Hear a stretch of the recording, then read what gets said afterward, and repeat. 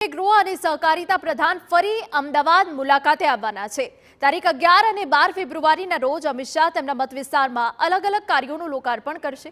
11 ફેબ્રુઆરીના રોજ સાણંદમાં લોકાર્પણ અને ખાતમુહૂર્તનો કાર્યક્રમ છે, તો 12 ફેબ્રુઆરીએ નારણપુરા વિધાનસભામાં કેન્દ્રીય ગૃહપ્રધાનના 3 કાર્યક્રમો છે। સ્ટેડિયમ વોર્ડમાં 600 આવાસના લોકાર્પણ કરાશે।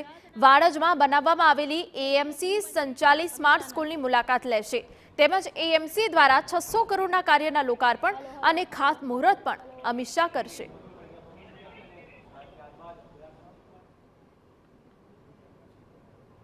ગુરુકુળ રોડ પર આવેલું WDF સ્ટેશન હોય, રાજપથ ક્લબની પાછળ આવેલું WDF સ્ટેશન હોય, રામદેવ પીરના ટેકરા આપણે વાત કરીએ કે નારણપુરા વિધાનસભાની અંદર જ્યાં ઝૂંપડું ત્યાં ઘર 588 જેટલા મકાનો જે તૈયાર થઈ ગયેલા છે એ 588 જેટલા મકાનોનું લોકાર્પણ થશે।